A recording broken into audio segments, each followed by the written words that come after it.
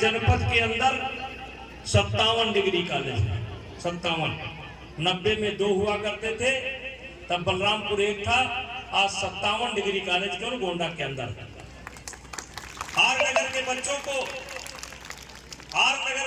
को पढ़ने के लिए तो या तो कौड़िया जाना पड़ता था, इंटर कॉलेज के बच्चों को, या तो गोंडा जाना पड़ता था, और या तो खरगोपुर जाना पड़ता था। आप सोचो कि डेली पढ़ने वाले बच्चों को कौड़िया जाना पड़ता था।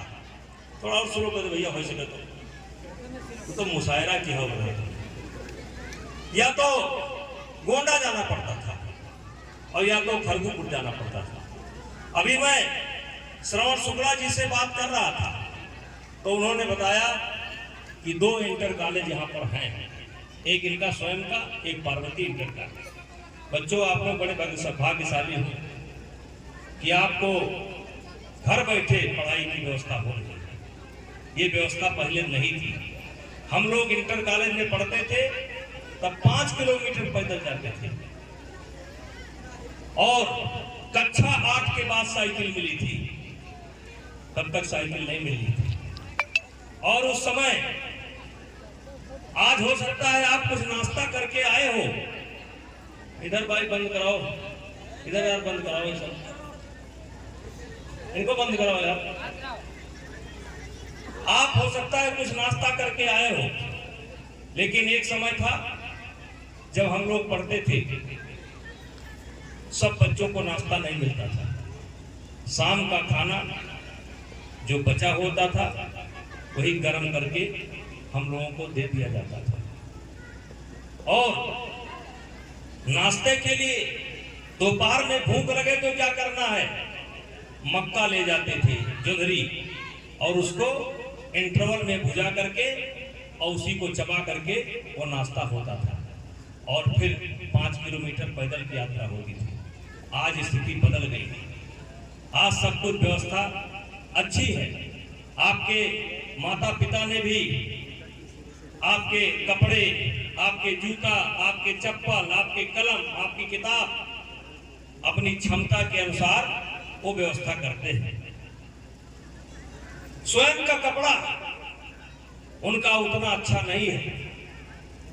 स्वयं हो सकता है उनके पास जूता ना हो, लेकिन आपके लिए वो कोई कमी नहीं रखते। अपनी जरूरतों को कम करके, काट करके आपके लिए व्यवस्था करते हैं। और वो व्यवस्था इसलिए करते हैं कि हर माँ बाप की इच्छा होती है कि हमारा बेटा, हमारी बेटी आगे चल करके अच्छी जिंदगी जिए। जो तकलीफ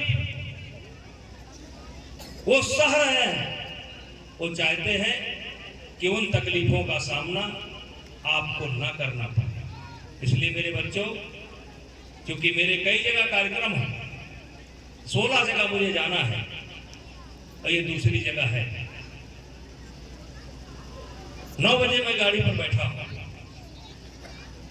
और जितने बजे का समय दिया था उतने बजे ही मैं आया हूं। और इसलिए मेरे बच्चों, हम ये कहना चाहते हैं कि समय का ध्यान रखो, समय का ध्यान रखो, समय की कीमत को पहचानो, समय की कीमत को पहचानो। जिसने समय को पहचान लिया वो आदमी तरक्की कर गया। आज आपका विद्यार्थी जीवन है, विद्यार्थी जीवन है, विद्यार्थी जीवन यानी पढ़ने लिखने का जीवन। आज आपका समय पढ़ने लिखने का है, आज आपका समय खेलने का है, आज आपका समय अपने को शारीरिक रूप से, मानसिक रूप से, बौद्धिक रूप से आपको हृष्ट-पुष्ट करने का समय है। इसलिए समय का सदुपयोग करो।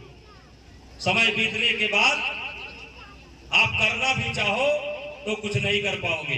ऐसे आप बातचीत करेंगे, देखिए, हेलो, अब 2 लोगों ने पूरी महफिल डिस्टर्ब कर दिया।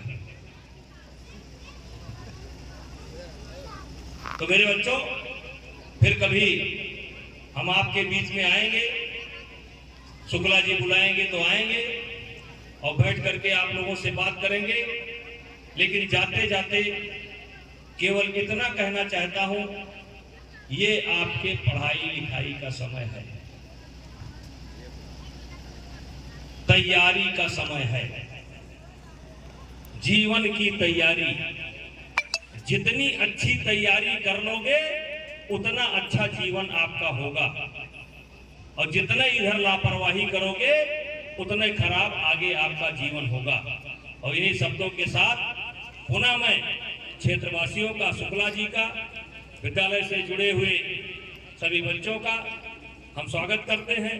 आज बसंत पंचमी है, धीरे धीरे गर्म का कड़ा उतारने का समय आ गया और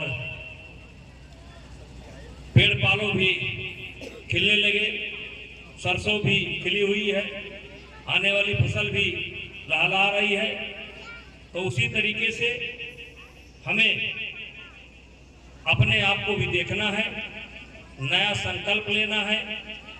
नए संकल्प के साथ साथ हमें आगे बढ़ना है।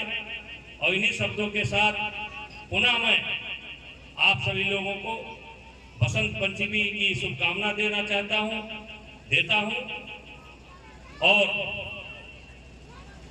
संजोग से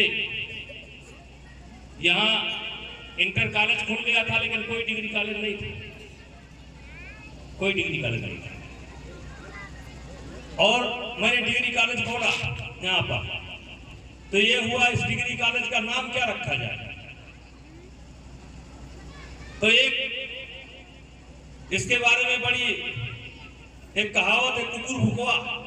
हमने कहा भाई कुकुर भुकवा क्या है, और इसको आर्यनगर भी कहा जाता है। तो हमने विद्यालय का नाम रख दिया आर्यावर्त महाविद्यालय।